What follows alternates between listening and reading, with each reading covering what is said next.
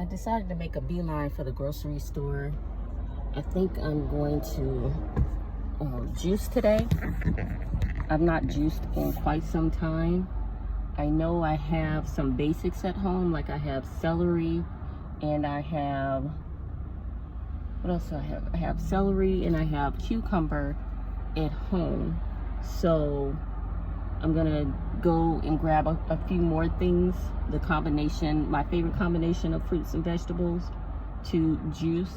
And when I get home, I'll pull out my juicer and show you guys my favorite combo. I know a lot of people say, you know, when you're, depending on what kind of fitness you're into, what you're trying to do, if you're trying to make gains and things like that, that you shouldn't eat fruit, or you shouldn't eat a lot of fruit. Well, for me, because I'm a sugar fiend, I have to have some sugar. If I cut out all of the sugar I ever eat, like, you know, sweet things, baked goods and stuff, I have to replace that with something. Otherwise, I'd disappear. I really would. You have to have some kind of sugar in your diet. I don't care. Oh, hold on a second. I don't care what anybody says. You gotta be, it's just a part of your human makeup that you have to have that somewhere, wherever you decide to get it from. So, like I said, I'm gonna go in here and grab my usual suspects for juicing, and I'm going to juice today. And I'll pull out my juicer and show you what, you know, the juicer I use and what I like to juice. So I'm here at Food Lion. I'm gonna run in here real quick, so catch you guys inside. Okay, so we're gonna grab a few of these. It's a kind of what do you call it? Mango. Called a golden mango. So for the kids like these, I don't juice these, but I'll get some of these for the kids. I'll just put them in the basket for now. I'll put them in the bag later. They're pretty soft. Okay, so I had to do a voiceover on this part because, you know, everywhere you go, people are playing music, and I don't want to be copyrighted on this video. But basically, I'm in Food Lion here in Virginia. Is a popular grocery store. I like to purchase my fruits and vegetables from this store. I'm showing you guys these, I think these are called golden mangoes or something like this. I really like them. The kids like them. So I get some of those. And I'm just really picking up things that I'm going to juice, such as these kiwis. The mangoes, of course, I won't juice, but the kiwi, I will juice those as part of the juicing experience in the next video that will be coming up. And I'm pretty sure throughout this video, I tell you guys a couple of anecdoted stories that I'll reiterate through the voice recording because there's music in the grocery store and I don't want to copyright it. So, as I'm going over here, it looks like I'm going to pick up some, my kids like bananas, so I'll pick up, I try not to buy them too ripe because before they'll eat them, they'll be brown, and the kids won't eat them when they're brown. So, you know, I like to keep a few of those on hand. Of course, I won't be juicing those, but I do juice these lemons and limes. Now, of course, you know, in grocery stores, when they first get the things there, they're frozen. And they do that because, you know, they have them for a while and they want them to last. So they get them frozen. So you have to purchase them after they've thawed out and probably ripened more. Also, they're probably pretty hard, but that's because they've been frozen. So when you get them home, you know, they're not as, you know, hard, and you can roll them, you know, with your hand. Sometimes I roll them under my feet to soften them up. I'm gonna pick up some berries. My kids love blueberries. They love strawberries. I just try to make sure blueberries aren't too soft and that the strawberries are sweet, because I hate to get bitter freaking strawberries. Who likes those? No one.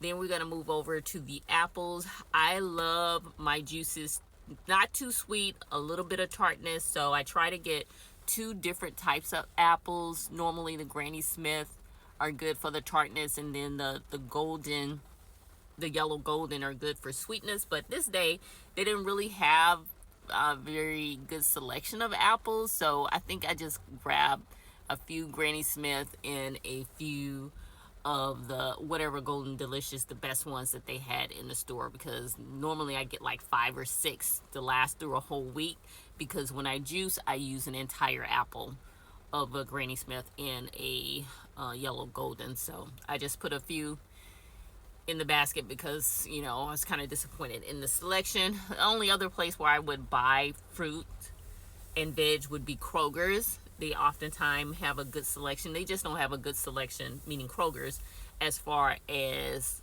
like salad stuff. I don't care for they have that bag salad stuff that's not great. So one of the stories that I was telling in this video was about, you know, when I was a kid and I lived in Belzoni, Belzoni. It is called Humphreys County in Mississippi. And I lived on Hayden Street. And next to my grandmother's house, there we had a peach tree and a plum tree. The best fruit you'll ever have is fruit that you grow yourself. And, you know, every summer we had this fruit. It was great. And we didn't mind so much that people would, you know, come over and they'd take a piece of fruit. You know what I'm saying? We can't eat all of the fruit.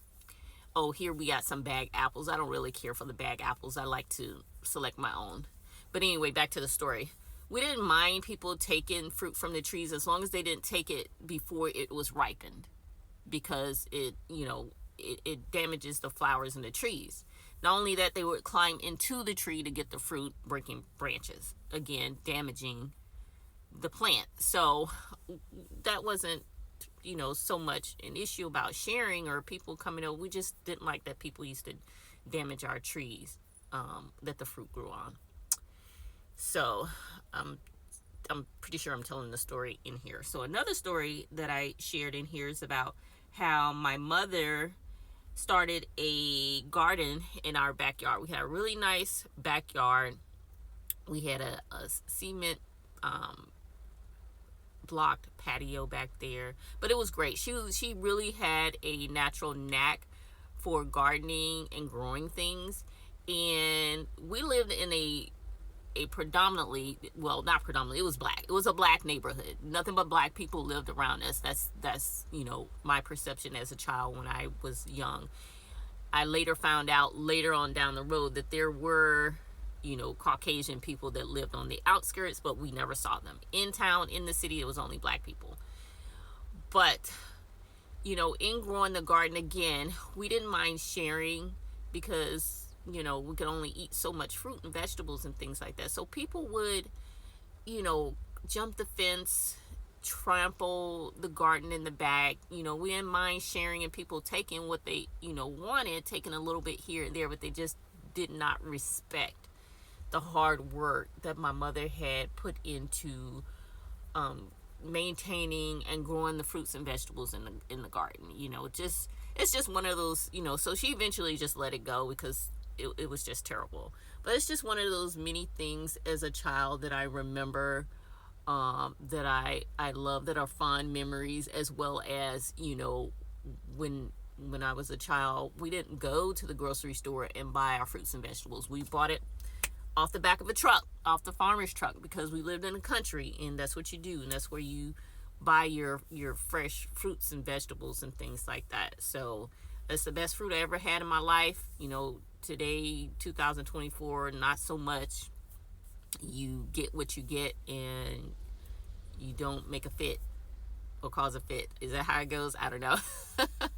But I just wanted to share that stuff because those are fond memories for me as a kid, and I think that's the reason why I love fruit and I love vegetables the way that I do, because that's how I grew up, you know, being a young girl in the country. So yeah, those are just some stories that I wanted to share with you guys, or that I shared in this video. But I want to hurry up and get home and juice because I've been to the gym. I'm a little sweaty, I'm tired, and I have like multiple things to do today.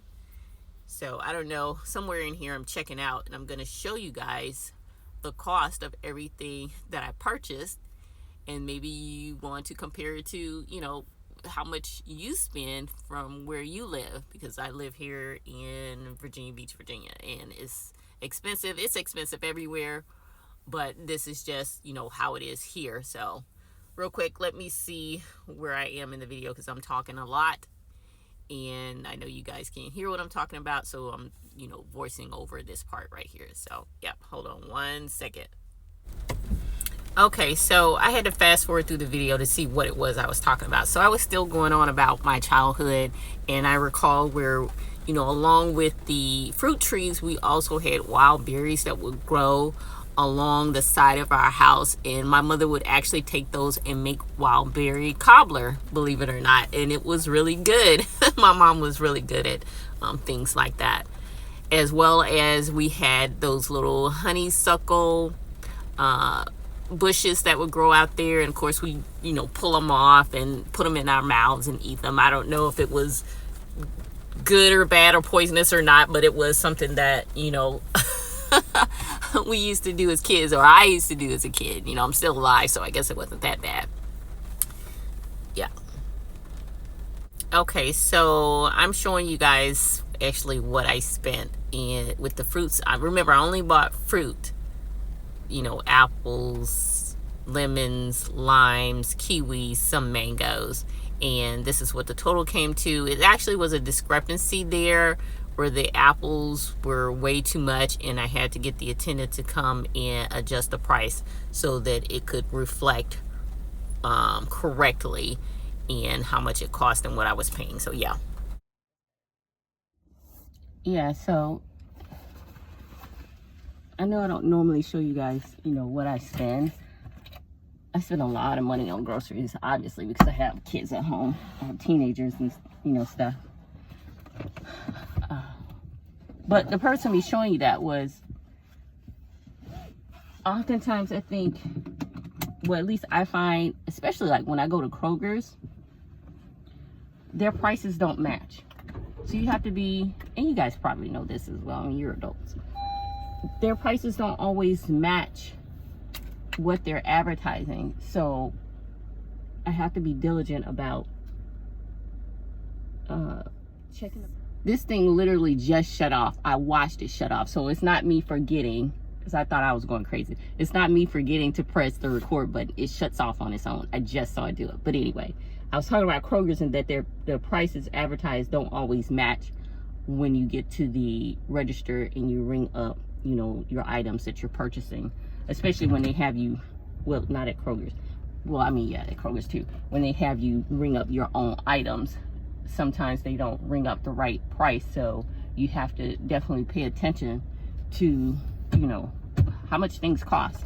And that's one of the reasons why I take my kids to the commissary or to the grocery store, and I have them, do the shopping to teach them things like, how to shop, how to save money, buy what's important first, and then add in, if you have something left over, then add in all of your little extras, because those things are important. Those are life lessons. But not only that, but when you get to, pay attention to how much things cost. So when you get to the register, and the whole purpose of them having, the little screen up there is so you can watch, how much things cost as they're being rung up or what have you, because not all the time is it the right price. And the people who are ringing it up, they're not really paying that close attention to it, if at all.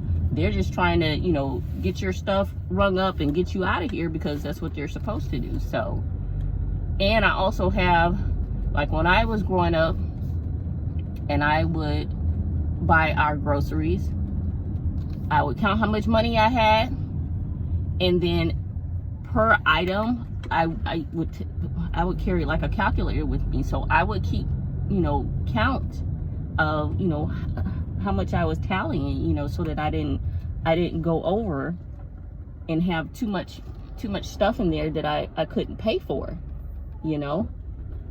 So I have my kids do that, absolutely. I mean, you might think it's silly. I don't think so. It taught me a life lesson or what have you, because we didn't have a lot of money anyway. And what we did have, I had to make sure that I had all of our bases covered. You know, we had meat and vegetables and things like that. I don't know that I ever really purchased, like, you know, a lot of extra things like chips and sodas and things like that. Maybe I get some juice here or there. You know, peanut butter and jelly was, you know, extras in our house because we were poor. We didn't have money, so, you know, for stuff like that. But still, that stuck with me, you know, all of my life. And it's not a bad thing. It's not a bad thing at all. So, yeah. So we're on our way back home. I don't know that I'm going to juice before I get in the shower. Maybe I'll do it afterwards. I have my oatmeal first.